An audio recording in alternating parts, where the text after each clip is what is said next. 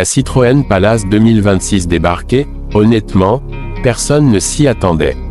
Dès les premières secondes, on comprend que Citroën ne cherche pas seulement à ressusciter un nom mythique, mais à provoquer tout le monde automobile. Palace, ce nom qui évoquait autrefois le raffinement absolu à la française, revient aujourd'hui avec une ambition claire, offrir un luxe intelligent, accessible, et capable de faire douter même les marques premium les plus établies. Ce n'est pas une voiture qui crie sa richesse, c'est une voiture qui la fait ressentir. Pour bien comprendre le choc, il faut remonter le temps. La première Citroën Palace apparaît dans les années 60, à l'époque de la DS. Le badge Palace représentait le sommet du confort, du silence et de l'élégance. C'était une voiture en avance sur son temps, choisie par des chefs d'État, des artistes et des ingénieurs visionnaires. En 2026, Citroën reprend exactement cette philosophie, être en avance, mais sans arrogance. Visuellement, la Palace 2026 impose le respect sans tomber dans l'excès. La silhouette est fluide, presque sculptée par l'air. L'avant affiche une signature lumineuse fine et technologique, avec des feux LED matriciels qui s'adaptent automatiquement à la route. La calandre est élégante, fermée sur les versions électrifiées, ce qui renforce cette impression de modernité propre.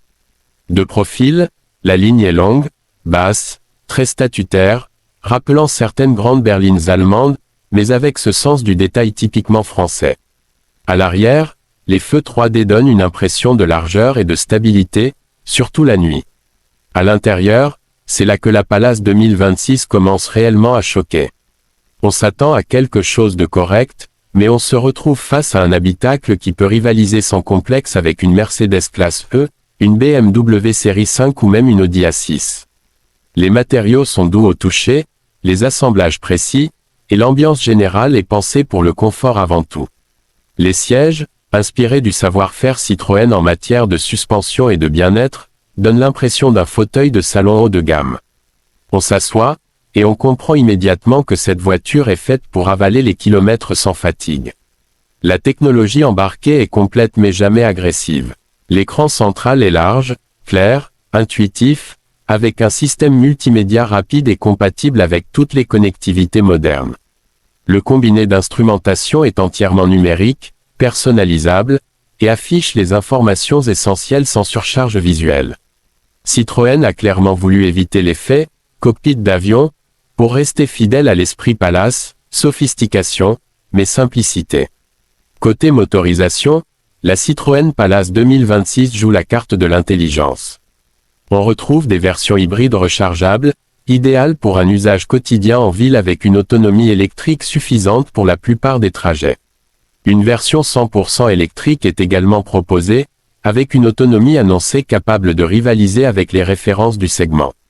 Les performances ne cherchent pas à battre des records de vitesse, mais offrent des accélérations franches, silencieuses, et surtout une conduite très fluide.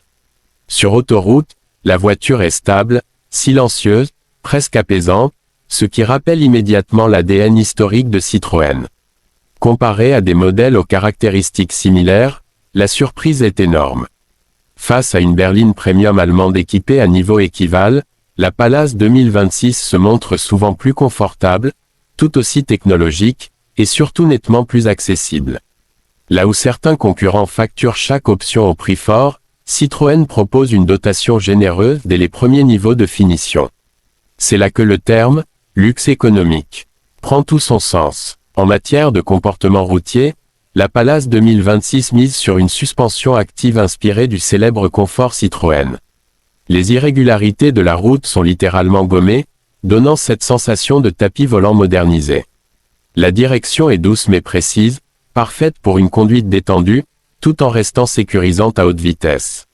Ce n'est pas une voiture sportive au sens strict, mais elle donne une confiance totale au conducteur. Le prix est probablement l'élément le plus choquant.